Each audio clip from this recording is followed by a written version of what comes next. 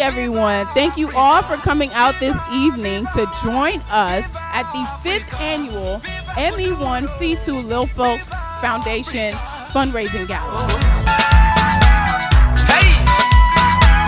Hey! Hey! I do communicate. Music it translates. Afrobeat brings fitness. My confidence can make you love me. It's here to support Robert and his organization. I think they're doing great work in Liberia, and just here to support my own. I was actually invited out to this lovely event to see what's going on for the support of Liberia. Robert's doing a great thing for Liberia, so we all need to come and support. Came from Chicago, Illinois, support Robert G and his organization. Kizombo Vangora, Marameta Mozambique, Sabu Sahara, African melodies. Bless you, Mama Deland. I say. Actually, this is my first time. I do know a lot about his program that he's has engaged in. So this is just a nice organization to support, you know. Africa, viva Marcelo.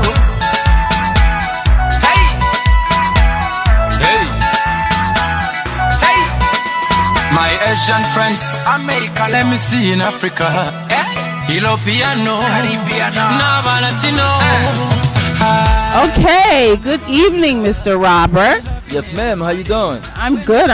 It is nice to be here again at the 5th annual ME1C2 Lilfoc Foundation fundraising gala. How do you feel? Excited, man. I feel so good right now. I'm speechless.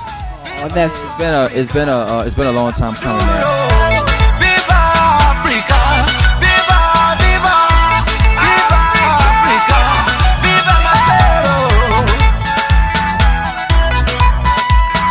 So this is your 5th year. So how would you say what's been the toughest part of getting here today? I'll say the toughest part of getting here today will be the challenges, and not necessarily from the foundation perspective, but from those we fight for. Because we can't help everyone. And you meet so many young kids and parents who need our help, and just to look in the eyes and tell them, unfortunately, we can't help you. What is it that you're hoping to get out of tonight? Tonight, we want to, bring the awareness of the issues. Currently, we still have a staggering 70% illiteracy rate. We have to curtail that. We still have kids, we went through the Ebola crisis, so we still have kids that are in orphanages, lacking the necessary support. We have to help in that area. We still have a lot of young people who are not in school. And even for those who are enrolled in school, they still lack the necessities that are needed to achieve quality education. Can you tell us how many kids you have put in school? We have about 100. And that was because of the Ebola crisis. Because of the Ebola crisis, a lot of those kids relocated from the Rock Hill and other communities, and they had to leave, in fear of their lives. Robert brings out all the community organization or the people in the communities that are doing great things and that we may not necessarily know about. I own my own home care agency. I've been owning it for about 6 years now.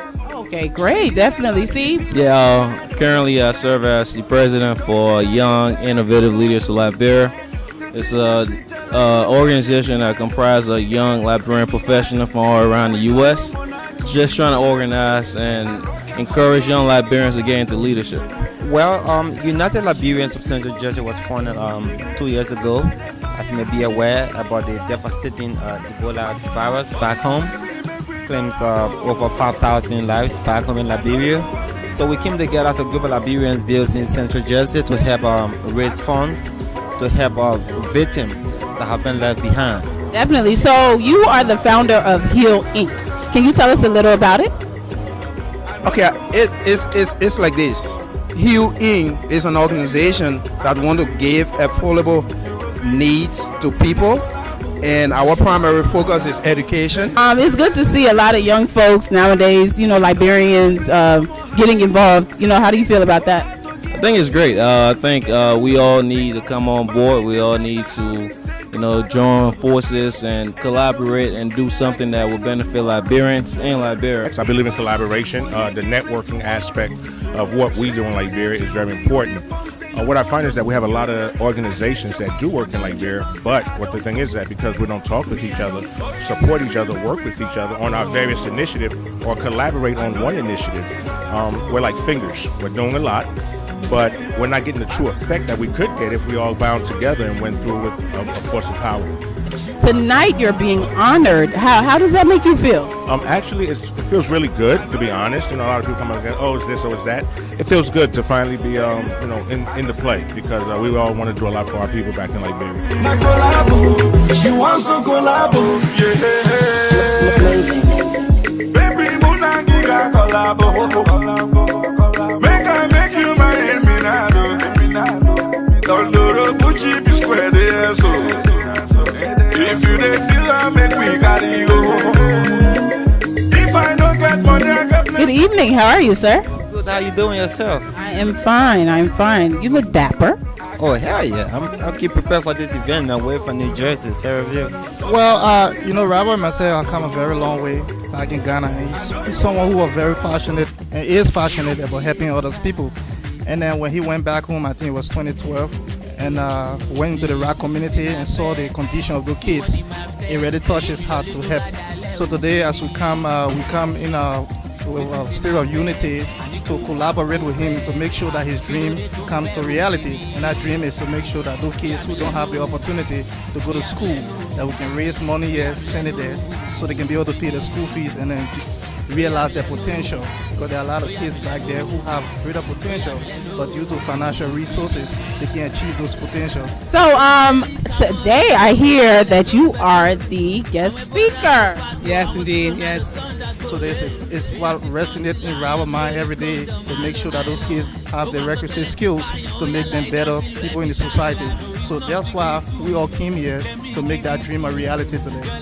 So, Ms. Cooper, how do you feel seeing so many young females and males doing a lot of charity and giving back to their country in Liberia, seeing as how the economy is today? Well, I'm not surprised by this, because this is what our community, our culture is all about, giving back. We've been giving back for as long as I can remember our society existed. We step in wherever there's shortfalls or there's shortcoming or families members cannot fit in. Aunties and uncles will adopt the children or adopt the responsibility. Wherever government is not fulfilling its duties, philanthropists will jump in and fulfill those, and fill those spots. So it's just part of our culture. It's natural of us. So I'm very excited to see our generation stepping up to the plate to do even more than just adopting our nieces and nephews. We're going beyond our homes, our families, and we're going into other villages and other towns and tribes.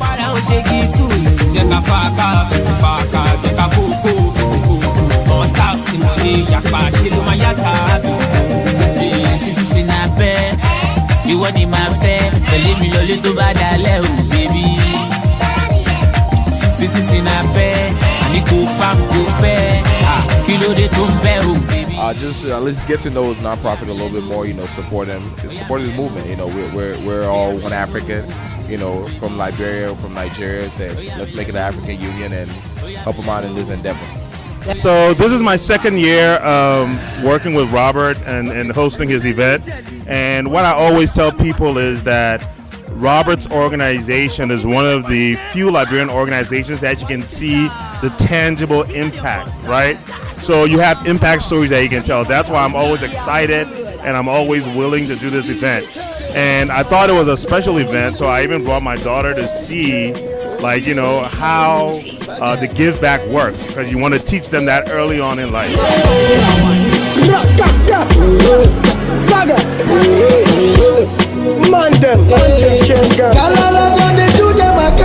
Sexy lady, come and twerk it for me, yeah. Move your body like a snake for me, yeah. Me love the way you bend it on me, yeah.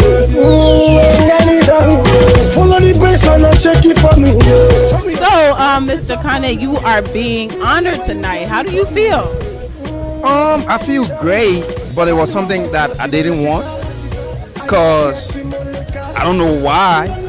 Yeah, so here's what I would say. You know, ME1C2 Lilfoc Foundation, just the work that they do in Liberia, for instance, like the Rocktown community, right, where they built a library. And this was something that he talked about last year. And to see it actually in fruition, that's so awesome. I remember when I was doing this event last year, we talked about like some of like the 30 plus kids that got scholarships, right? So just seeing those kids like topping their classes, you know, like doing and excelling in school in Liberia, that's awesome. Because, you know, when you look at what we do here in the U.S., you know, in the nonprofit sector, that's what funders want to see. They want to see impact, and Robert has been able to show and articulate those tangible impacts. So I think ME1C2 Lilfoc Foundation, I think they're an epitome of grassroots organization doing big things.